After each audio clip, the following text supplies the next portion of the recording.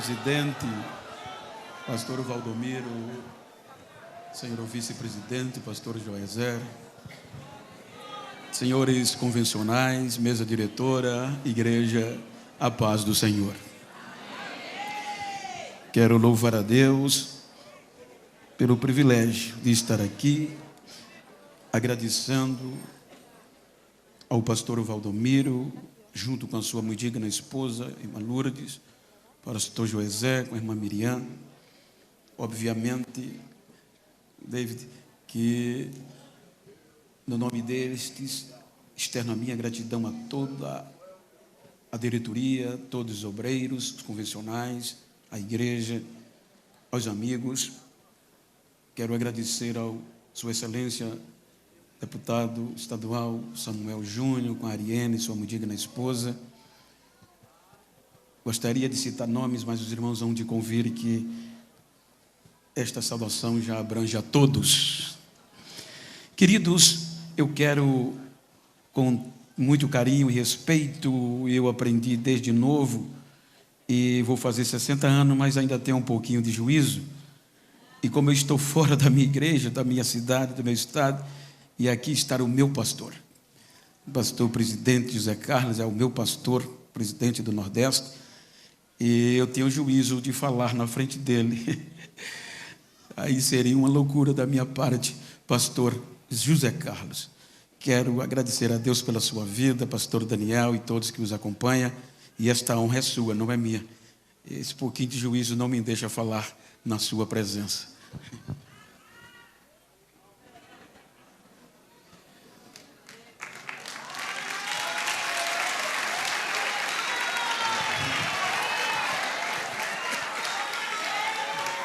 Queridos irmãos, o Senhor Jesus é perfeito e tem juízo, e eu também.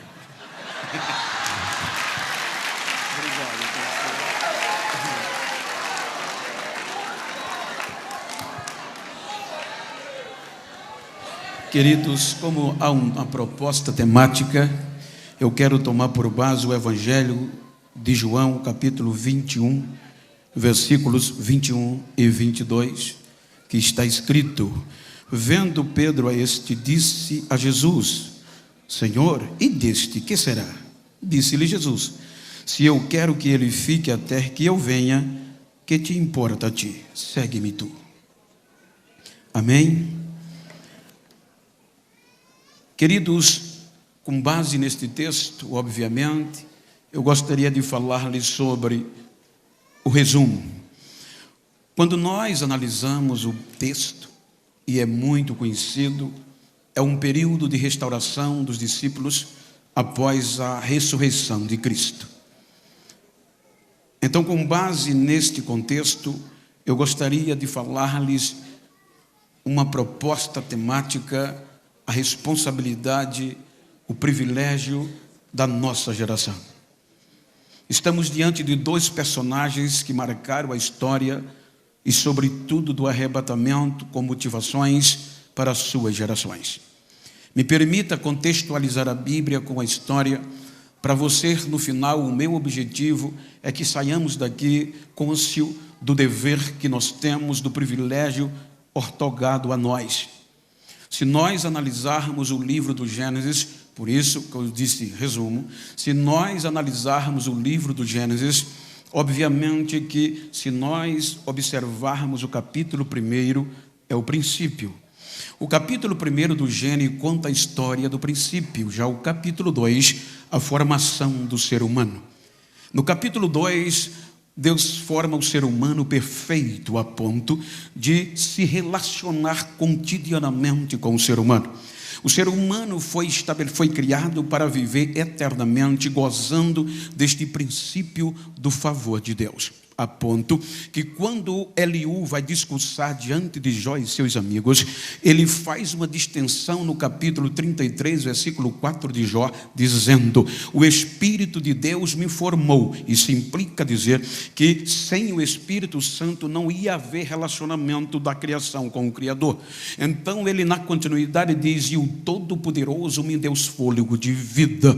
Quando nós analisamos a partir daqui, vem o capítulo 3 do Gênesis e vai mostrar a decepção, a queda e o afastamento deste ser humano de Deus, sendo assim destituído da presença de Deus. Então é quando Deus vem para o relacionamento cotidiano ser adorado, e o ser humano já tinha sido jogado fora da presença de Deus pela desobediência. Então o ser humano perde a sensibilidade do Espírito Santo e é destituído, afastado da presença de Deus, perde o direito de eternidade. Ou seja, o capítulo 4 do livro do Gênesis vai falar das consequências do erro e o desastre do afastamento do ser humano com Deus. O capítulo 5 do Gênesis vai falar sobre o contexto genealógico. O capítulo 6 vai trazer a decepção, a corrupção geral do gênero humano. Então Deus sanciona, Deus diz que vai desistir, vai dar fim a ele, mas algo chamado graça entra na história e Deus preserva 8 almas. Então vem o capítulo 7 do Gênesis, então vai falar do dilúvio. O capítulo 8 traz o fim do dilúvio. Quando nós vamos para o capítulo 9 do Gênesis, os irmãos observam uma nova aliança. Deus vai querer se relacionar com o ser humano de novo, de forma definitiva. Mas no capítulo 10 vem a origem dos povos. Então, no capítulo 11 vem a confusão. Observem que se a Bíblia tem 1189 capítulos, aqui nós estamos falando dos 11 primeiros. Esses 11 primeiros vai representar menos de 1% da história bíblica em capítulos. Ou seja, aqui está a confusão, a decepção. Então Deus sempre quis se relacionar de forma perpétua, eterna com o ser humano, mas as suas atitudes fez eles perder este relacionamento. Então dá menos de 1%, arredondando 1. Então quando vamos para o capítulo 12, observem que Deus vai trabalhar justamente em trazer este ser humano para Ele. O capítulo 12 do Gênesis começa um processo espiritual, aonde o objetivo, Gênesis 12, versículo 3, é reconciliar, é abençoar todos os seres humanos, toda a família da terra, com um relacionamento com Deus. Por isso que Gênesis 12 e 13 diz: abençoarei os que te abençoarem, amaldiçoarei os que te amaldiçoarem, e em ti serão benditas todas as famílias da terra. Observem que agora Deus vai trabalhar em 42 gerações, com o conceito de Mateus, capítulo 1, versículo 17, de sorte que de Abraão até Davi são 14 gerações,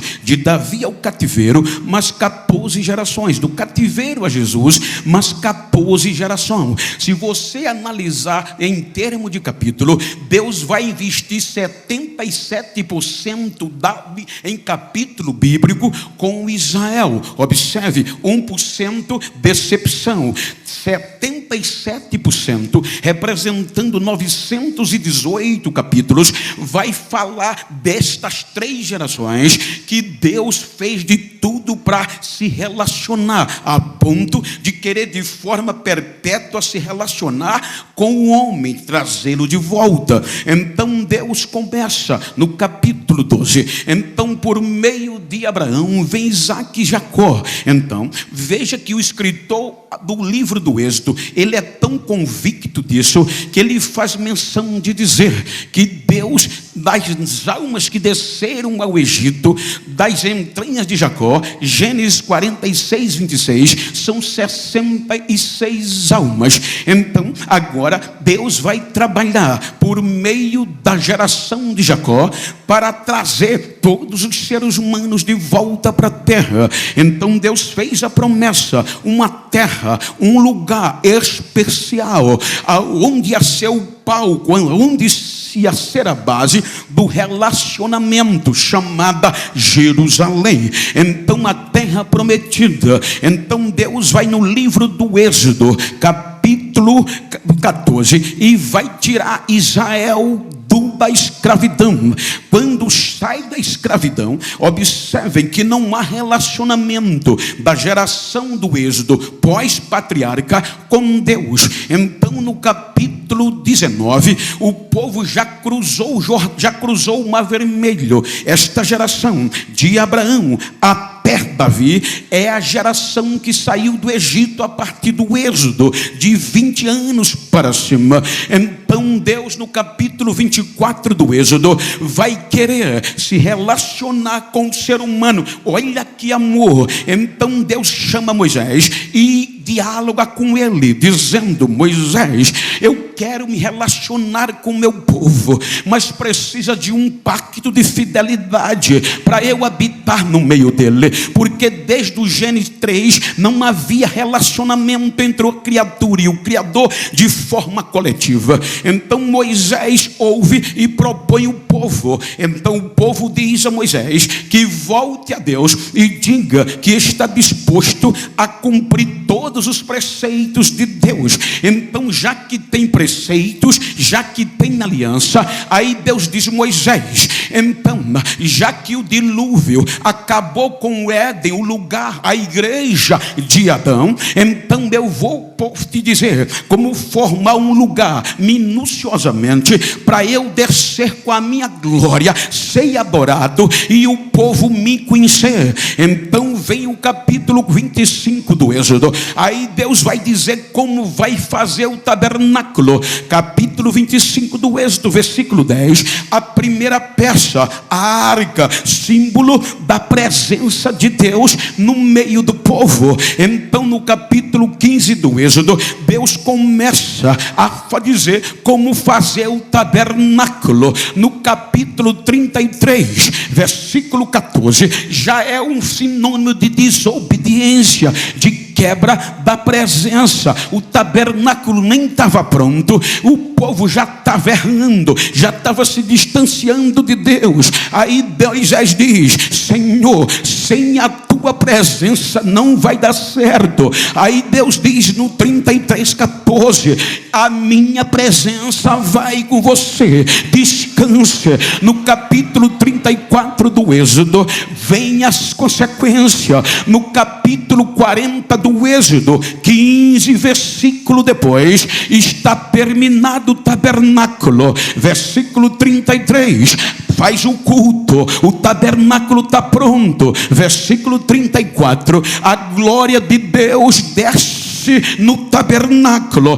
Desde a queda, desde o afastamento do homem, a glória pela primeira vez vai raiar na terra de forma coletiva. Aí a Bíblia diz que a glória encheu o tabernáculo, que nem Moisés conseguia entrar, porque a glória de Deus estava no meio dos seres humanos de novo.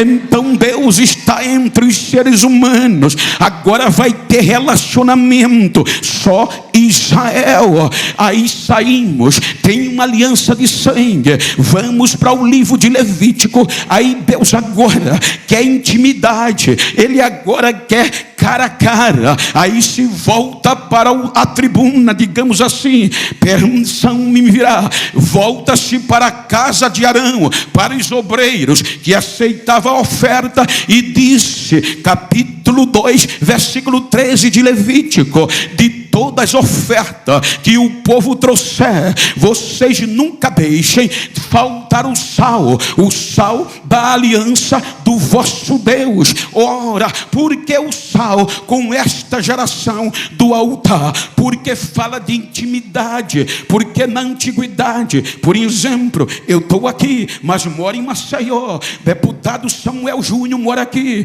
Então, se eu queria na época ter uma intimidade longa, duradoura, inquebrável com ele, eu ia comer do sal dele, e depois ele ia comer do meu sal. Pelo sal é perene, o sal é duradouro. Então, celebrando com sal, estava dizendo a seguinte expressão: que agora havia entre mim e ele uma aliança duradoura. Se posterior, pastor Manassés dissesse: a aliança de vocês não é essas coisas, não precisava dizer nada, eu só dizia: a sal entre nós resolvia tudo, é inquebrável, é inquebrável. Aí Deus diz: não pode faltar o sal, para que o mundo veja que eu tenho intimidade com vocês, para que o meu povo veja que eu estou no meio de vocês.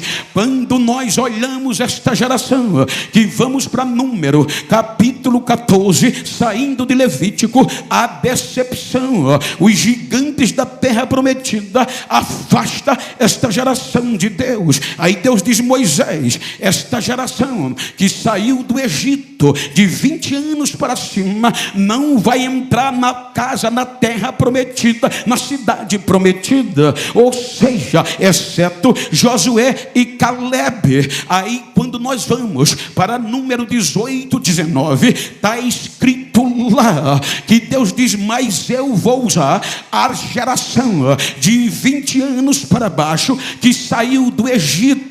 Aí quando nós vamos para Número 18, 19, Deus vai agora fazer uma aliança duradoura, não mais com a casa só de Arão, mas ele diz: todas as ofertas agora vai ser para vós, para os vossos filhos, para os filhos dos vossos filhos, e vai ser aliança de sal, o concerto de Deus. Então esta geração do capítulo de Número vai entrar em Deuteronômio. Deuteronômio, veja quanto Deus investiu. Segunda lei, segunda chance, capítulo 8, Deus vem e diz que vai fazer agora a mesma coisa da lei, repete para esta geração não cometer o mesmo erro que a outra cometeu. Então é esta geração do recomeço, a geração de Deuteronômio, a geração de Número,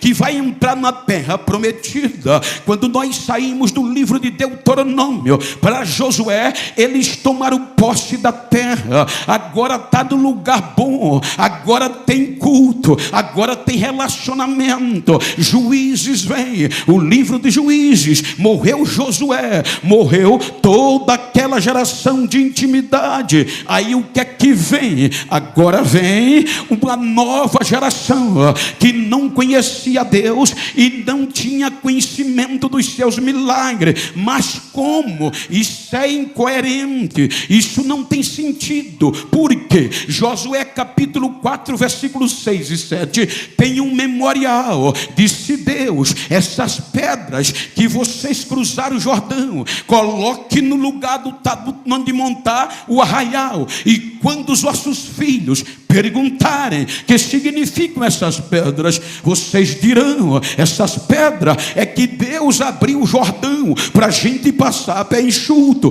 Deus fez as coisas acontecerem. Mas esta geração na terra prometida, facilidade, chegou na terra, a base onde Deus determinou para se relacionar com Israel para sempre e alcançar toda a terra, é contaminada por esta geração, porque não levaram em conta a história, perderam a identidade. Por quê? Porque, irmãos, este é um dos perigos da nossa geração do século 21. Achamos que a nossa história foi construída em mídia, a nossa história foi construída em glamour. Não, a história do arrebatamento, a história do resumo, ela é construída na oração, no joelho e no poder do Espírito de Deus. O medo hoje, eu digo isso,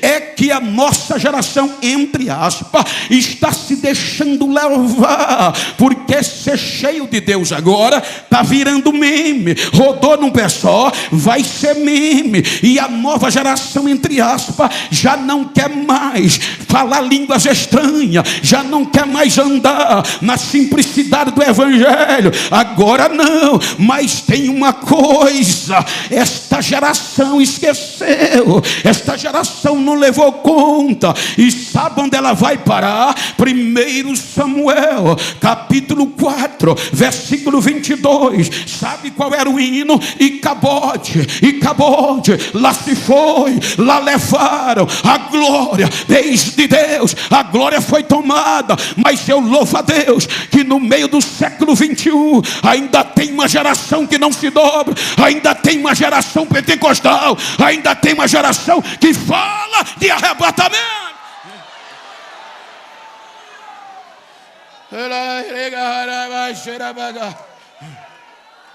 Dá uma olhadinha para esse crente que está ao teu lado e diga: não esquece da história.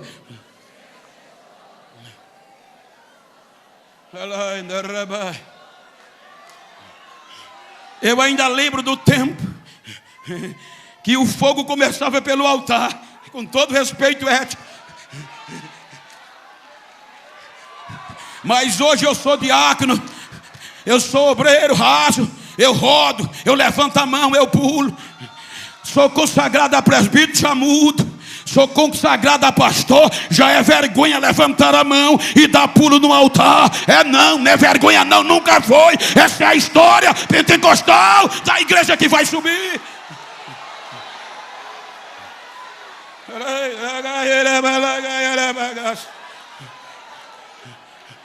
Muitos doutores às vezes me dão um toque: Bento, precisa estar molhando o paletó, mas não, Bento. Tu já galgou o que qualquer pregador quer galgar. Tu prega nas maiores convenções do Brasil. Prova está aqui. Porque se fosse o padrão de beleza, eu não estava aqui não. Então, não é verdade? Então, pelo padrão ético, não estava aqui não.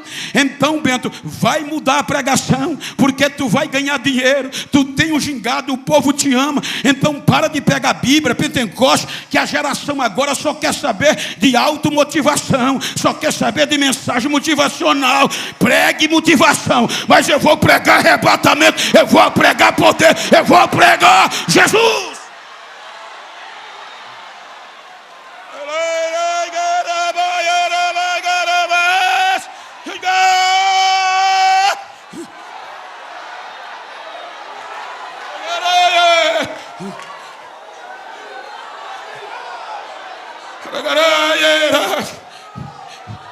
E acabou.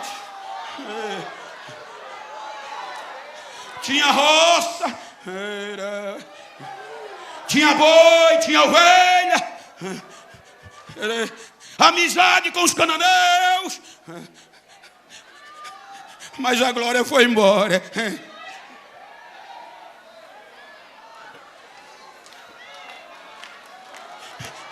Diga para quem está ao seu lado: continue gostando de mim se quiser, mas eu vou continuar sendo barulhento, eu vou continuar sendo pentecostal.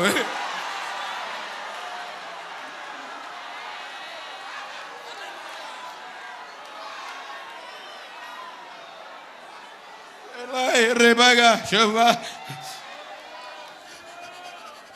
20 anos sem relacionamento, a arca esquecida. Saul entra, só se preocupa com o nome. Aí diz Mateus: de Abraão até Davi, Deus investiu em 14 gerações e perderam a glória, perderam a arca. Aí Deus diz: Samuel, vai na casa de Jessé o belemita. Eu não vou desistir. O desistir é ilustração. Eu não vou desistir. E unge Davi. Davi assume o reino, em síntese, sobre todo Israel. Agora está onde qualquer ser humano queria, amado por Deus, reinando sobre todo Israel, todos aos seus pés. Mas ele diz: a coroa não me satisfaz, o cargo não me satisfaz, a veste reais não me satisfaz. Mas o que é que acontece? Tu tem tudo, está faltando a arca.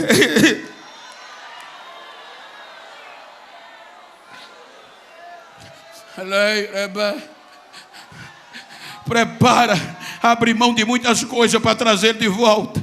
Agora Jerusalém vai receber a presença de Deus. Agora imagina,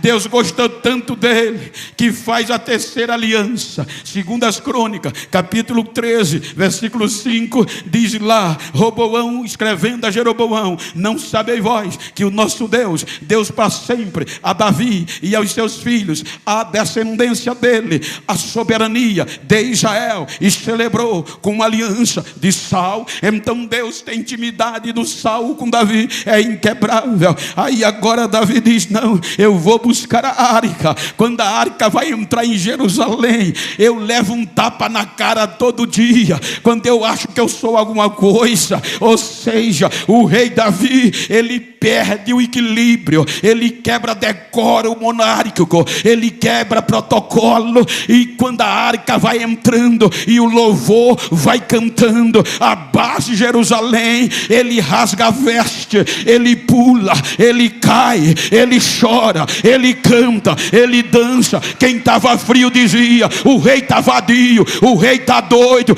Não, pode ser pastor, presidente, pode ser vice, pode ser da diretoria, mas quando a presença de Deus pega, protocolo vai ter que ser quebrado, vai ter que ser quebrado, porque o que prevalece é a glória do nosso Deus.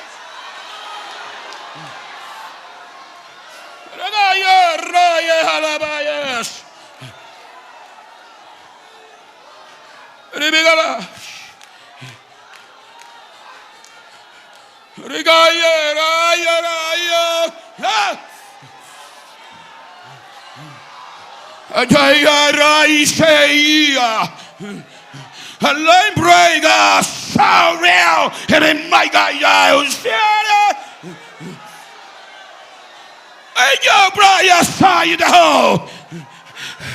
a minha glória está invadindo esta casa.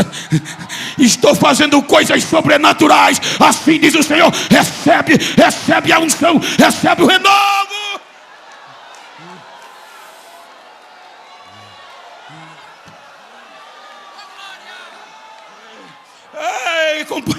Debaixo da vossa permissão, chame-me de menino. Já vou fazer 60 anos. Pode chamar, mas deixa eu adorar.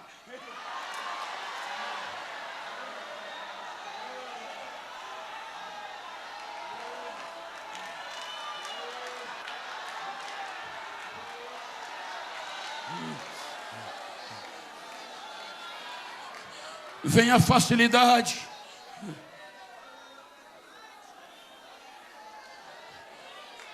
O dinheiro começa a entrar, o ouro entra, a prata entra. Aí Salomão inaugura o templo. Saltava os olhos.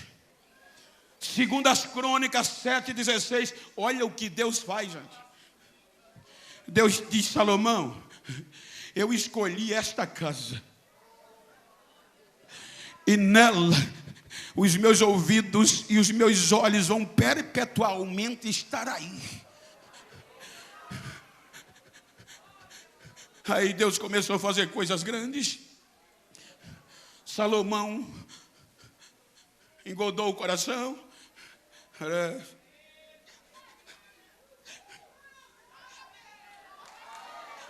Abriu mão da presença.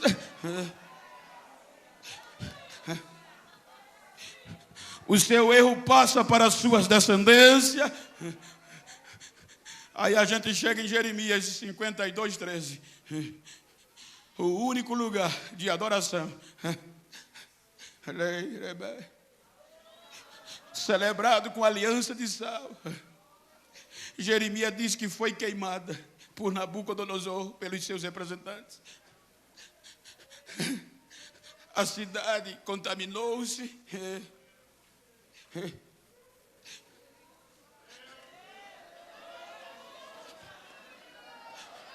A arca sumiu e são levados escravos. Aí Mateus diz: de Davi até o cativeiro, mais 14 gerações. E perderam a graça, a glória. 70 anos como escravos envergonhados. Os chacais, os matos A vergonha habita a cidade santa. 70 anos, aí diz Mateus, do cativeiro até Jesus, Deus vai investir de novo em 14 gerações. Traz eles de volta. Lembra da aliança por meio de Ageu 2:5? Eu fiz uma aliança quando tirei vocês da casa do Egito, e por conta desta aliança o meu Espírito está no meio de vós, não tenham medo, eu acredito ainda, recomecem, que a glória da segunda casa vai ser maior que a primeira.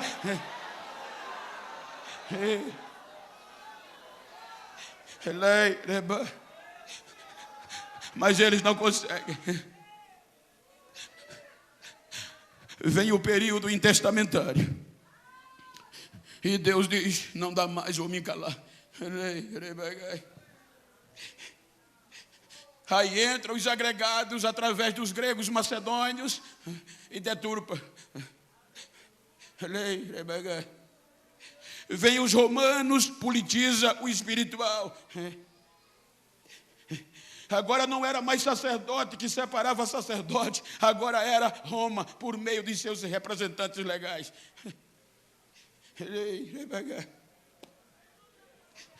Jerusalém contaminou-os. A cidade santa contaminou-os. 1% de 1 a 11. 77% de 11 a Malaquias. Só resta 2% para fechar o resumo, 22%.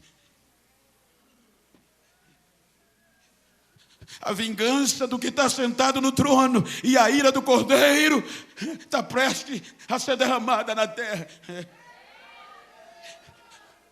78% do tempo se passa. Aí pela sua graça, pelo seu amor, a Bíblia diz que o pecado abundou, mas aonde o pecado abundou,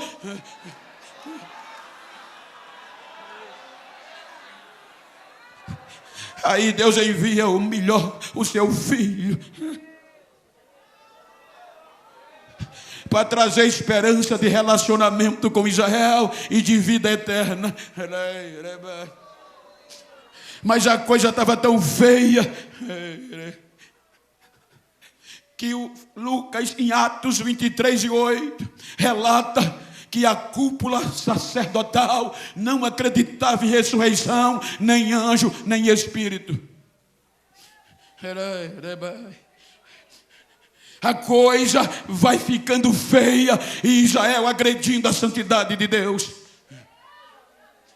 Mas eu acho lindo que Lucas capítulo 2, a partir do versículo 25, ele diz que no meio da frieza, no meio do desastre e da degradação espiritual, ainda tinha um crente que não tinha cargo, que não usava paletó nem gravata, mas não aceitava e dizia: Deus, não deixe eu partir sem ver a glória voltar para cá. Não deixe eu partir sem ver a tua glória voltar para cá.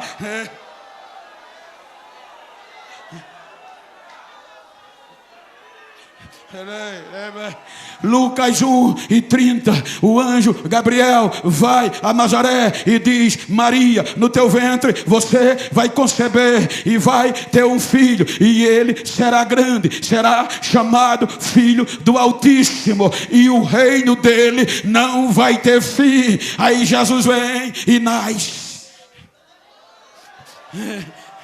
Aí Lucas no capítulo 2 continua dizendo que quando termina a purificação de Maria, vai levar o menino para o templo para cumprir o ritual da lei. Agora Maria vai com Jesus nos braços entrar no templo em Jerusalém. O ouro de Herodes, a riqueza do templo agora vai desaparecer. Aí Maria sai de casa com José e com Jesus nos braços. Aí o Espírito vai na casa de Simeão e diz: vai para o culto culto hoje, que hoje vai ter novidade. Vai para o culto hoje, que tu vai ver coisa grande. Agora Jesus vai entrar, e olha o que Deus faz para Israel. Não é mais arca de madeira, não é mais simbologia. Agora vai entrar no templo de Herodes a verdadeira glória, a original, Deus puro em Cristo Jesus. Quando ele entra, os sacerdotes não perceberam, ninguém percebeu, mas o velhinho, o crente estava lá, correu e começou a gritar: Deus, agora eu posso morrer, me leva em paz, os meus olhos já viram a tua salvação, a glória de Israel. E uma luz para os gentios. Rejeitaram. 12 anos, a arca volta de novo. A glória da segunda casa vai ser maior. Rejeitaram. Terceira vez, 30 anos, rejeitaram. Só faltava 22%. 77% da história bíblica já se passou. Israel rejeitou. Aí Pedro já na frente diz: vocês são a geração eleita. Eles não aceitavam a mensagem do arrebatamento. O problema é a ressurreição. Todo o problema da mensagem do Antigo Testamento, do Novo Testamento, é a ressurreição de Cristo para os judeus e para os gregos. Era impossível na ótica humana. Os romanos achavam escândalo, os gregos, loucura, porque fugia da razoabilidade humana. Os gregos acreditavam no palpável, nas filosofias da arte de vida. Aí a mensagem de Jesus é agora tem uma nova Jerusalém, não é a terrestre, tem uma nova Jerusalém para a igreja e para todos que o aceitar. Aí ele vai formar a igreja, e forma a igreja, e vai pregar o resumo: vida após a morte. Ele dizia: ele é doido. Agora Lucas registra, João capítulo 16, versículo 7.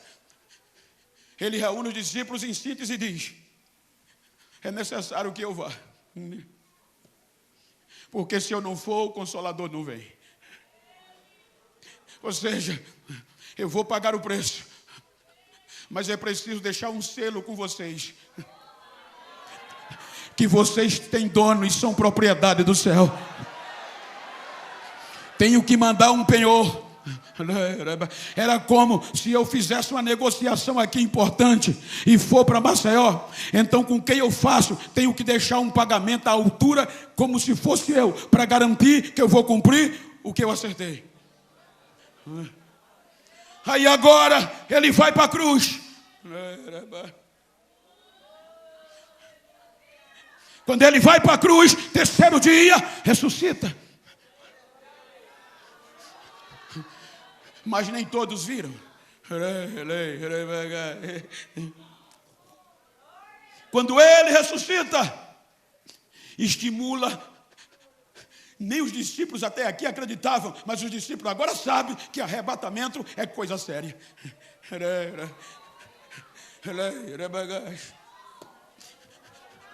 10 dias ele vai e volta para o Pai. É o que está escrito em 2 Coríntios capítulo 1, versículo 20 a 22. É condecorado, recebe um nome que é sobre todos os nomes. Senta à direita do Pai. E diz: Pai, eu prometi a tua igreja, a minha noiva, que ia mandar um lacre, ia mandar um selo, um penhor. E não é como nenhuma outra geração. Agora é para ficar com ela até o dia da redenção, até o dia que a trombeta tocar.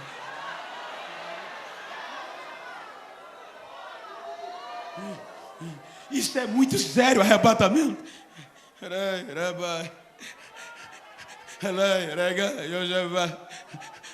Aí o papai diz, é agora. E o que é que estava acontecendo em Jerusalém? Pentecoste. Aí Lucas diz que de repente vem do céu o barulho de um vento impetuoso e veemente e enche toda a casa.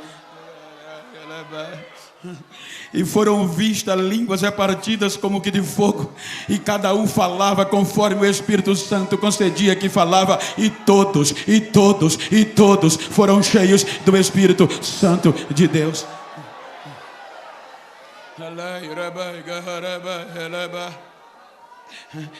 Agora olha que coisa linda. Qual é a mensagem principal agora?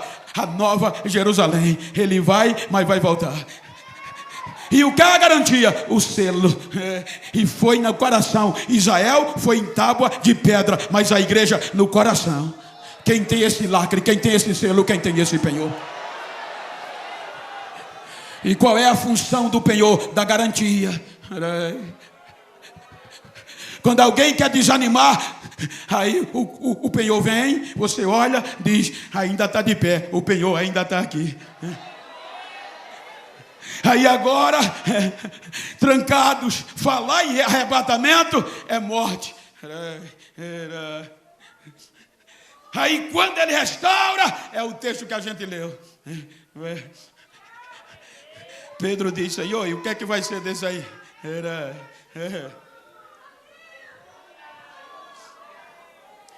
Ele vai ficar para o resumo.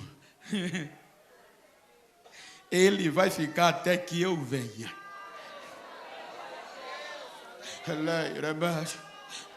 Aí agora, pergunte qualquer um dos pastores, na nossa ética, e está correto, eu também estou no meio. O Pentecoste vem, e qual era a mensagem principal? Arrebatamento. Todos cheios. O crente que tinha se desviado há 10 dias atrás, obreiro de mão cheia, Jesus não rasgou a credencial. Jesus não passou a culpa na cara dele. Puxou na orelha. E disse, você vai continuar, agora que você vai ser pregador, eu vou te restaurar. Quando diziam que estavam doidos, aí o irmão Pedro diz, quem vai pregar sou eu hoje. E qual é a primeira mensagem? Ressurreição, arrebatamento. Ele está vivo e vai voltar. Nem termina a mensagem, já tinha quase 3.000 pessoas dizendo, eu quero morar no céu, eu quero ir também, eu quero ir também.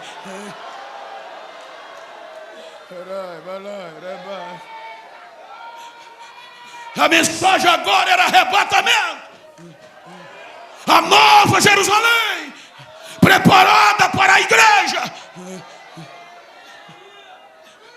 A religião bateu em cima. Não pararam.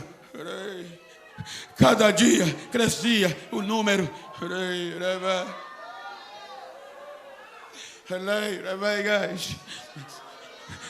Colocaram o Supremo Tribunal, o Judiciário, Sinédrio. Quando Pedro e João, cheios do Espírito Santo, falaram da ressurreição de Cristo, os magistrados abriram, caiu o queixo e diziam, maravilhados, são discípulos de Jesus. Não tem outra explicação para falar bonito assim, sabendo que era analfabeto e falar desse jeito, vai morar no céu. Não tem como, vai fazer o quê? Bota o império. Aí o império vai tirar no bolso, vai mexer no bolso a família. Era similar praticamente à sinagoga, o direito. Se mexer no bolso, ninguém se converte. Qualquer que aceitar essa proposta, tira. E vai depender do império. E se depender do império para sobreviver, vai ter que adorar o imperador e queimar incenso. Vai esquecer desta promessa. Aí eles esperavam que agora ninguém aceitasse Jesus, E os que aceitassem desistissem porque não tinha mais sustento da sinagoga, não tinha comida, não tinha educação. E agora a saudação já era Sequirion, César é o meu Senhor. Mas todos os dias aumentava mesmo assim. E quando os crentes passavam pelo outro, não era baixinho, gritava: Maranata! Maranata!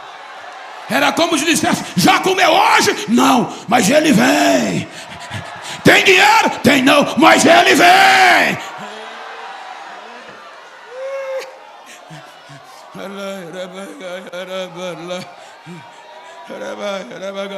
Não está diminuindo não. Joga no Coliseu. Eu tive o privilégio desses dias de passar 7 horas com um guia dentro do Coliseu. Você chora sem querer. Imagina na época, famílias inteiras eram jogadas de cristão para desistir dessa proposta, dessa promessa de ressurreição de um Deus invisível. E quando ele soltava os leões, os pais, vendo os filhos gritar, diziam: filhos, não vamos desistir. Se os leões nos destruir aqui, ele já está nos esperando lá. Nós vamos para a Celestial. Nós vamos para a Celestial.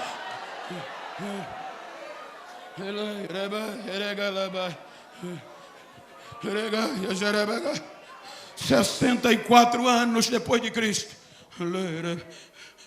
prende Pedro para parar essa esperança. Aí Pedro escreve à igreja dizendo: não, a tribulação, a perseguição vem, mas as provações e o sofrimento é mais precioso para o ouro, para o crente, porque é por eles que Deus prova a vossa fé. Não se preocupe em dizer a explicação da fé de vocês a ninguém. Continue santo como o santo ele é, porque vocês não foram resgatados com coisas corruptíveis como prata e ouro, mas foi o precioso sangue de Jesus. A promessa é verdadeira.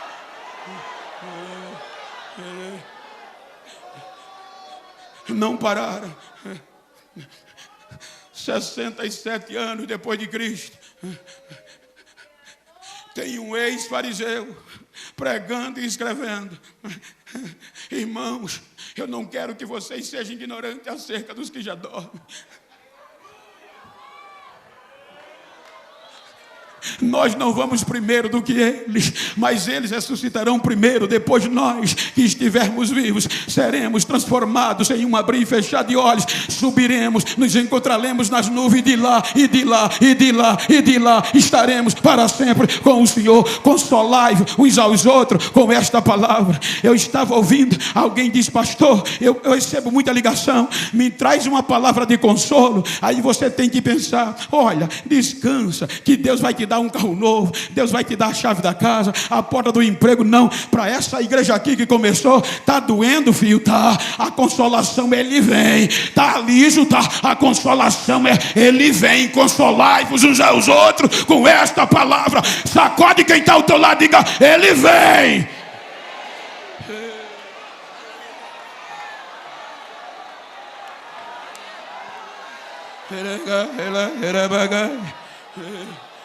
Ele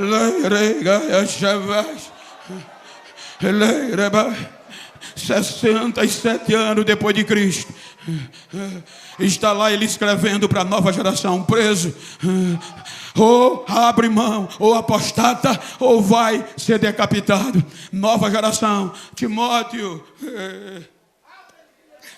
eu estou sendo oferecido por aspersão de sacrifício. A minha vida está próxima. A minha hora chegou, Timóteo. Combati um bom combate, acabei a carreira e guardei a fé. O que me aguarda agora é a coroa da justiça, a qual o justo juiz vai me dar naquele dia, não só a mim, mas a todos que amarem a sua vinda. Decapitaram Paulo, mas não tiraram a esperança da igreja. O selo está nela.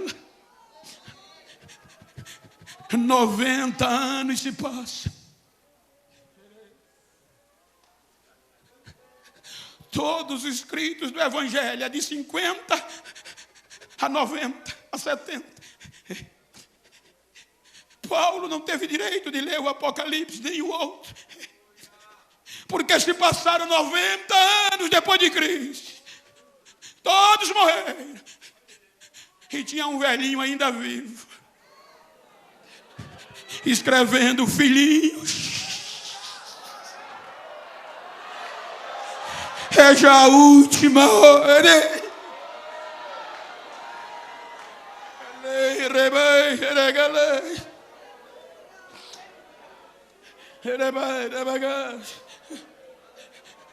Domiciano, o imperador, odiou essa proposta desse Deus invisível e começou a eliminar todos que esperassem e crescem nele. E o trauma chegou a João.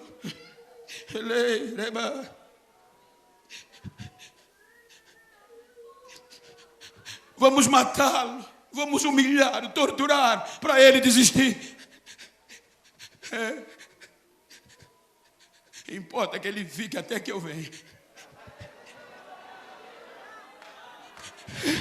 Diga para quem está ao seu lado: o sangue vai dar no meio da perna, mas eu vou permanecer até que ele venha.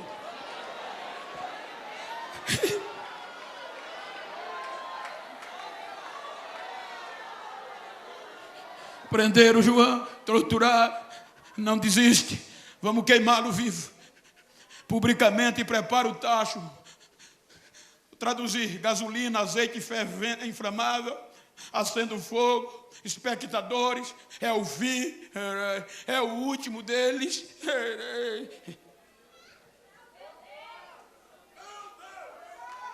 Em 22%, Deus usou mais do que os 77% que passou.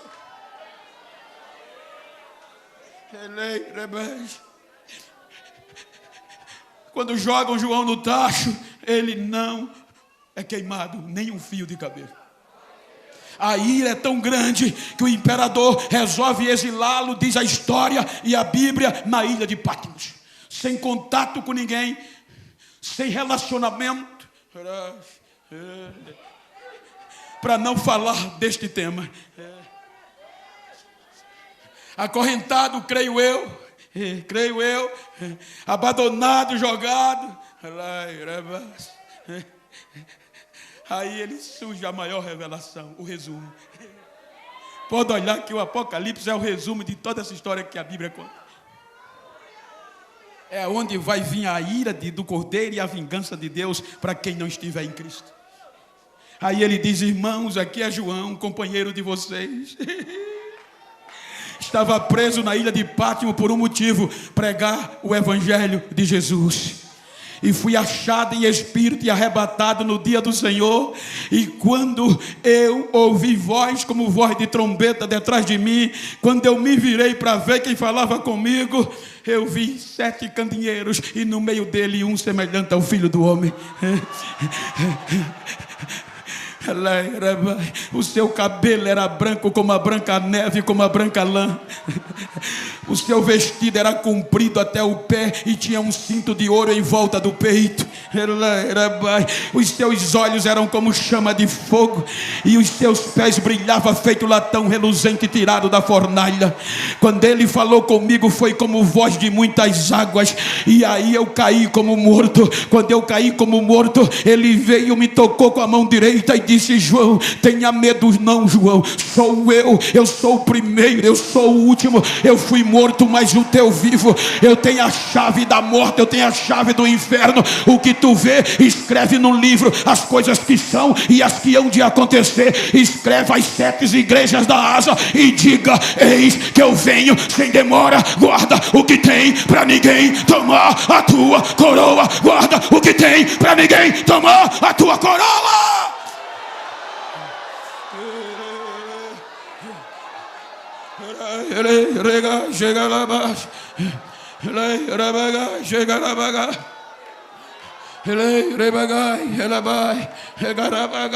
Não pararam mais. O Apocalipse estará aí. Diga para quem está ao seu lado, diga para ele: feliz. Diga: feliz e santo é aquele que fazer parte da primeira ressurreição, porque para esses a segunda morte não tem poder. A vingança de Deus e a ira do Cordeiro já foi propagada pela propiciação que é Cristo. Então, gente, vamos acreditar mais em arrebatamento. A coisa aqui está boa, mas na Nova Jerusalém vai ser maior, vai ser melhor. Nós estamos a cerca de 150 milhões de quilômetros do Sol, mas a velocidade da luz é só 8 minutos. Ou seja, nós estamos a 8 minutos do Sol, e a Bíblia diz que as estrelas cairão do céu. Está no futuro, não está no passado, mesmo que a teologia pense talvez diferente. Então é hora de falar do arrebatamento, ou é hora de pregar arrebatamento, é hora de viver arrebatamento. Teve uma conversão, pastor, que eu vim pregar aqui. 16 no aeroporto, encontrei uma missionária. E quando eu desci, fomos conversando, e eu disse a ela: eu estou feliz, vou pregar na convenção da Bahia, de Salvador. Aí começamos a entrar no arrebatamento. Eu disse: eu estou ansioso. Para quê? Para quando chegar lá, primeira casa que eu vou é de Abraão, de Isaac, para saber como foi que eles conseguiram vencer. Ela disse: o senhor está errado. Pai, ela conhece a ansiedade. Mas como? Eles que estão ansiosos. Pode descansar, que eles vão bater logo na sua porta. Nem precisa ir, eles vêm. Mas por quê? Porque eles vão querer saber como foi ser cheio do Espírito Santo, que eles ouviram de longe e não foram.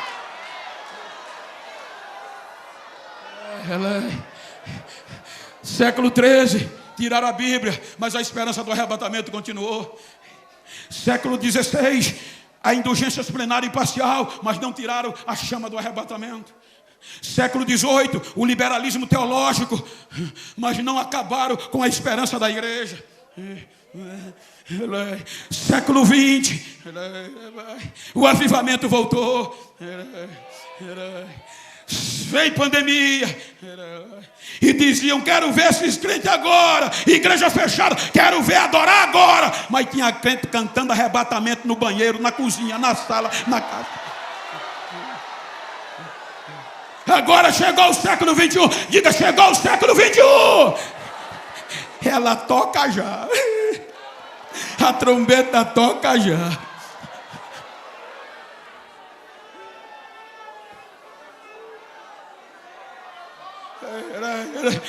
E quem tem essa esperança? Quem tem?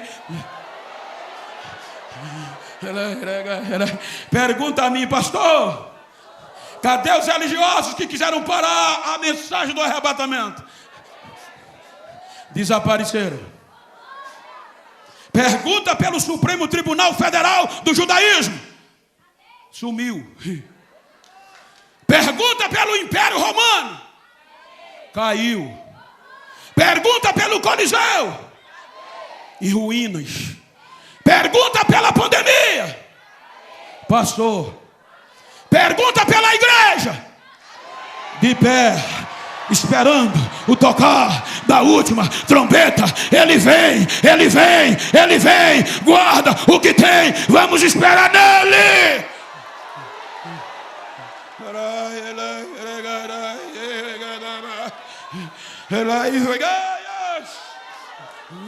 Fique de pé por bondade.